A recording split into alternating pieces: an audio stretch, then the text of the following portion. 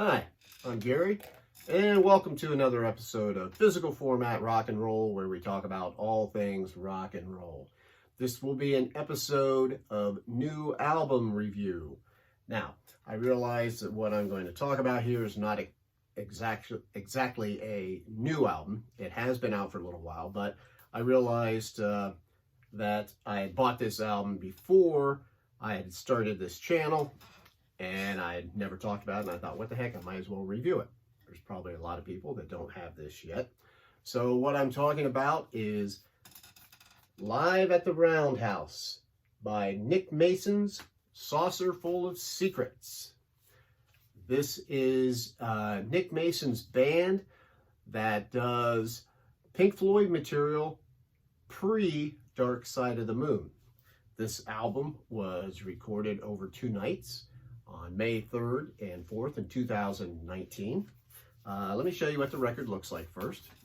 It's got this kind of cool looking picture on the front, the cover.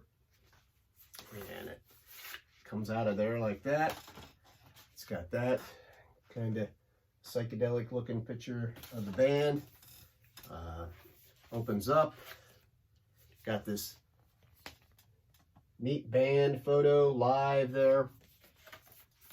This is 180 gram record. It's just your basic black vinyl. Labels look like that. They're both similar. This is a double record set, and sounds pretty good.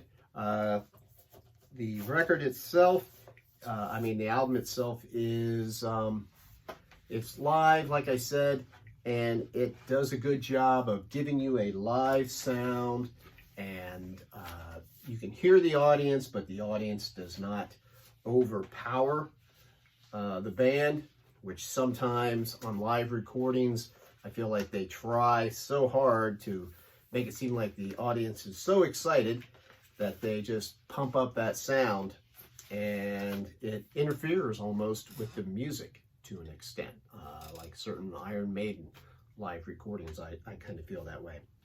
So anyway, this band, the members of it, I'll go through that, is Guy Pratt, who plays bass and does vocals. Now, Guy played with Pink Floyd after Roger Waters had left the band. So he's there during the 87 tour, Momentary Lapse of Reason, and then I believe he also played live with them on Division Bell. And then he also played with David Gilmour solo on David Gilmour's last solo tour. And that's kind of how this originated, because a friend of his, a band that in Blockhead, he was a guitar player, Lee Harris, friends with Guy Pratt. He went and saw the David Gilmour show. He saw it a couple times, and he started missing playing live, specifically playing with his friend Guy. He started thinking in his mind, how neat would it be to play Pink Floyd material with Guy? Well, he got a hold of Guy, and they talked about it, and they thought, well, instead of because they knew David Gilmour wasn't, he'd be done. He wasn't going to do it anymore. They thought about, what about getting Nick Mason and playing material with him, pre-Dark Side of the Moon material. Got a hold of Nick Mason, had a lunch with him. He decided, yes, I like that idea. So they formed the rest of the band. They have Dom Becken on keyboards and Gary Kemp, who does most of the lead vocals and plays guitar along with Lee. You might remember that name from Spandau Ballet. Not a fan of the band, but anyway, I'm sure you've heard of him, and that's where he came from. And the whole idea was to play material that isn't played nearly as much. A lot of people have different ideas about this era of Pink Floyd. You have your certain fans who say, oh, that's the best era of Pink Floyd, and yada, yada, yada, all that stuff. This is the era that started out with Syd Barrett. Of course, I'm not going to go into all the history. Most of you know Syd Barrett was the original leader of Pink Floyd, and pretty instrumental in their progression at the very beginning. But he had mental issues spurred on by drug use and was pretty quickly out of the picture of Pink Floyd. And the rest of the guys kind of took over, specifically Roger Waters, as things went along. Pink Floyd did a lot more instrumental type music when they first started out, and their albums pre-Dark Side of the Moon, in my mind, are a little bit spotty. I think they had some fantastic material during that time, but they didn't have the monumental albums that they had throughout the 70s. That's just my opinion. I think that the Dark Side of the Moon through the Final Cut, that period is some of the greatest music ever made, that run that they had. So when I say that the Pink Floyd material before that doesn't match up, a lot of it, I'm not necessarily insulting that, because I really don't think anything matches up too much with that era of Pink Floyd. So if you're someone like me and I have all the 70s Pink Floyd on vinyl, but a lot of stuff that I have on CD, I'm trying to get on vinyl now. That's not always that easy, and I don't necessarily want to get all of those Pink Floyd albums on vinyl because I know I won't listen to a lot of them that much. So this is kind of neat because it's basically a best of from that time period, and you get to hear this stuff played live. They do 7 songs by Syd Barrett, including one that was never even finished by him, called Vegetable Man, which is kind of an odd song, but it's fun to have on here. And then the rest is, songs written by the rest of the band. There's a lot of Roger Waters stuff on here, Roger Waters, David Gilmour combination. So it's got a good mixture of songs from that. I don't know how well you can read that. I won't go through the whole track listing, but that's the track listing right there. So it's got a good mixture of stuff on there. The band is really good.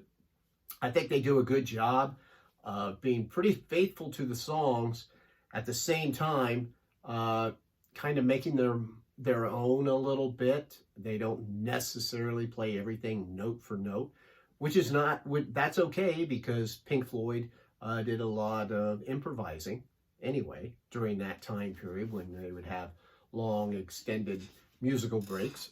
But this isn't just one long noodling jam.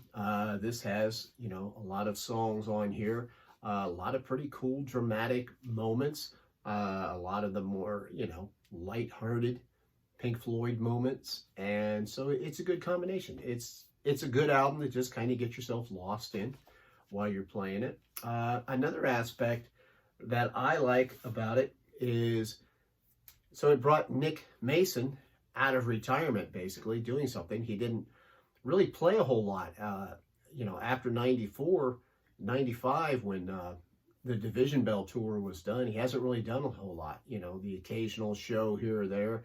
He's played with Roger Waters, for a few shows. Those guys have remained friendly. I know that Roger Waters and David Gilmour, of course, don't get along very well, but Nick Mason manages to get along with both guys pretty well. The other aspect of not just the fact that he's out of retirement, I think it's great when older musicians get a chance to play somehow, regardless of what they're playing, but he gets to be the sole drummer.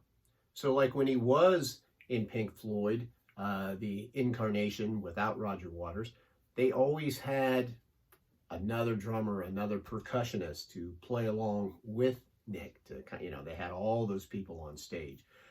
This is a smaller band, and Nick is the sole drummer, the sole percussionist. So it's kind of neat to hear him playing that way and not playing with somebody else. He kind of stretches out a little bit more at times than maybe what you're used to hearing Nick Mason do for the past X amount of years.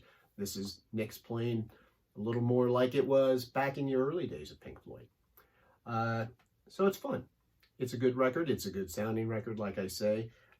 If you are like me and you want to hear some of those songs played live, this is a good way to do it. I would recommend it. If you're a fan of this, if you're just the casual Pink Floyd fan, I don't know, maybe this won't appeal to you, but if you want to get a little bit deeper into it, I think this is a nice souvenir to have and to listen to. I believe you'll enjoy it. So if you'd like to leave any comments about this album or other Pink Floyd comments, whatever, drop them down below. I always read all the comments. I appreciate it. And anyone who would like to subscribe to this channel, please do. I really appreciate anybody that subscribes to this because I'd like to keep making these videos. So anyway, my name is Gary. Thank you very much for watching. And this is Physical Format Rock and Roll. I'll see you down the road.